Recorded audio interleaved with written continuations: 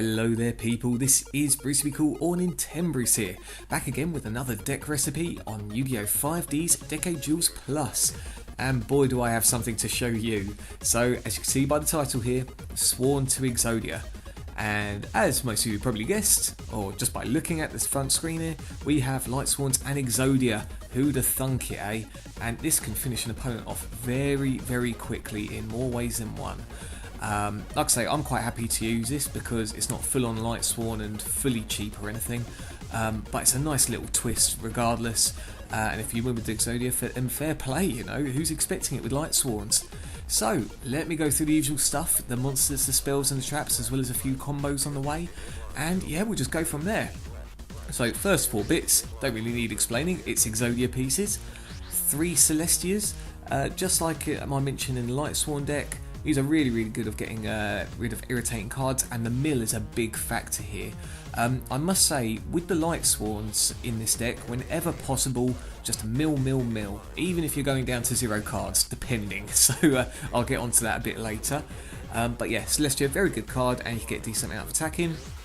Exodia head, 1 Garroth Light Sworn Warrior.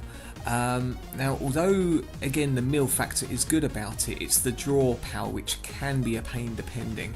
So that's why I only run 1 of these. Remember, if you do run out of cards in the deck and then Garroth's effect kicks in when you draw cards, then you instantly lose.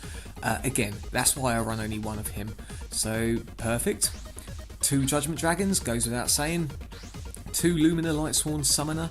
Again, the mill effect. I find with this card, besides obviously pulling off lots of special summons and whatnot, if you end up drawing with this and you don't have anything else to play, it's still a very good idea just to summon it, even if it gets destroyed next turn because of the milling ability. I can't stress enough how important this milling really is for this deck. 1 Lila, again gets rid of irritating cards in the back row, so forth, plus the mill. Morphing Jar, try and get that as soon as possible to mill through the deck. Plague Spreader Zombie, keep it in the graveyard. Well, unless you're going to finish off the opponent in 1 turn.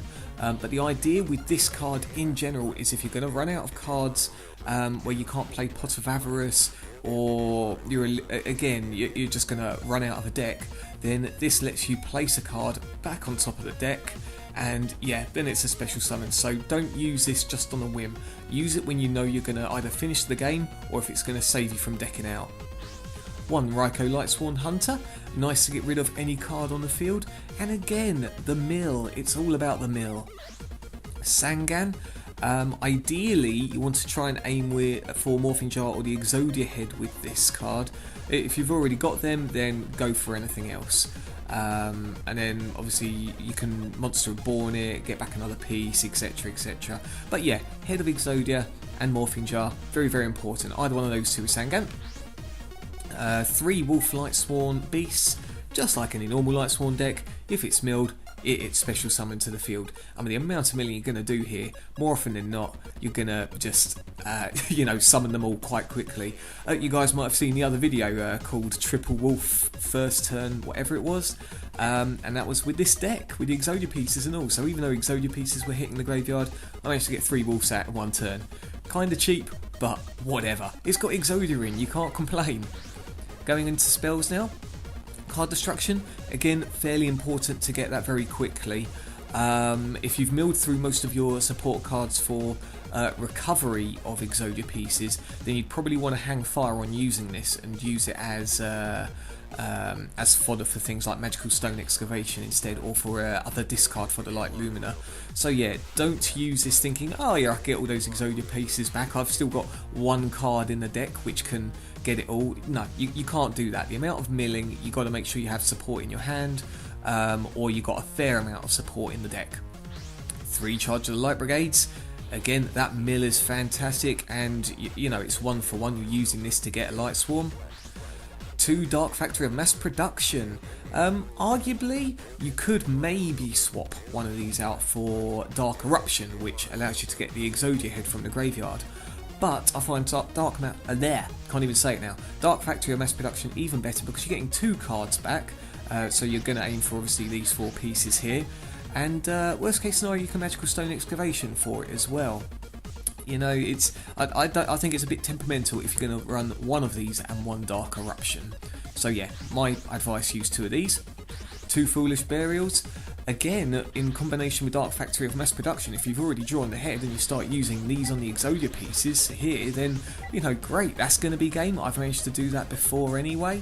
And there's the usual stuff where you could bung a Lightsworn in the grave to then get out Judgment Dragon, or use it on Wolf, or use it on Sangan to Monster Reborn it. The combinations are endless with this, so definitely use 2 of these. 1 Magical Stone Excavation. Even though you could use 2, I find the amount of recovery you've got in this deck isn't too bad. You know, I think it's quite good. So unless you're really unlucky, then use 2. But I think you're only going to need to use 1 ever. Okay. 1 Monster Reborn here. Goes without saying. Get Sangan out or anything else you see fit. 2 Pot of Avarice. I used to play 3 with these, but it just wasn't working out. And it's nice to get those Exodia pieces back into the deck if things really haven't worked out with Transmigration Policy or Dark Factory and Mass Production, etc, etc. More than likely you're going to be using it on, say, the Judgment Dragon, Exodia pieces and Sangan, so keep that in mind. 3 Solar Recharges, again goes without saying, helps you draw, helps you mill, helps you thin out your deck, fantastic. 3 Upstart Goblins. Now, there's 2 ways to play this. Either you can hang on to it until your deck is really low and then use Pot of Avarice to then put the pieces you need back into the deck and then use Upstart Goblin, or if things are really bad, then you can just use it just to draw and mill a bit further. There's no right or wrong way of using this. It's an extra draw, it mills a bit. You guys will be able to figure out what time is right to hold on to Upstart Goblin or to use Upstart Goblin straight away. And then 1 whole trap card here, the Transmigration Prophecy. I've never used this in any other deck till now, and this can be a lifesaver. Yes, you can mill it, but if you've held on to it, then say you've drawn through the rest of your deck, or you've milled through the rest of your deck, then don't worry, set Transmigration Prophecy. Even if the Lightsworn effects are going off, it can't mill a deck which has got 0 and you don't lose the game from it. And if you've got, say, 4 pieces in your hand, then even better, because you're going to want to use Transmigration. Bleh, can't even say it, getting a bit tongue-tied again. You're going to want to use the Transmigration Prophecy to put the last Exodia piece into your deck and aim for one of the opponent's cards as well. If you really want, use an Upstart Goblin as well on your side. Whatever, it doesn't matter. But the Transmigration Prophecy can be very, very handy. So yeah, use that as and when, really. And that is about it, really. Moving into the extra deck, because you've got Plague Spreader Zombie, you've got 1 of each here, you know, you got your Catasta, go for all the stars, okay, because you can special summon very, very easily here. So you've got 10 star, 9 star, 8 stars, 7 stars, you name it, ranging all the way down to 4 stars. And just for kicks, Chimera Tech Fortress Dragon, why not? And then in the side deck, it moves more to the base Lightsworn, because let's face it, if you can't use Exodia in your duel, then you're going to want to swap out for a Lightsworn, and especially with the Honest, Lila to get rid of the back row, same with Raikou, get rid of any card, Giant Grenade, and Destruction. I think I was messing about with that, that's not a necessity. Heavy Storm, again another Pot of Avarice, could be a bit of overkill now that I've messed around with the deck a bit more. You guys know how it goes, I'm not brilliant with side decks, but most of the cards are correct for it. Trading, again that's to be used with Judgment Dragon depending on the draw scenario. Beckoning Light, you guys know that from Lightsworns anyway. Turn from a different dimension just in case, and 2 Royal Decrees there. So, that is it, the Sworn To Exodia deck. I'm quite happy with it. Just like most of my unique decks here, I haven't seen anything like this played. So, by all means you guys, try it out, make adjustments to how you want to use it. I think it's actually perfect the way it is, but hey, if you guys want to mess about with it, then you go for it. Give it a try. Pop your comments in the section as well. Let me know your thoughts. And until next time, guys, you take care, and I will see you again soon.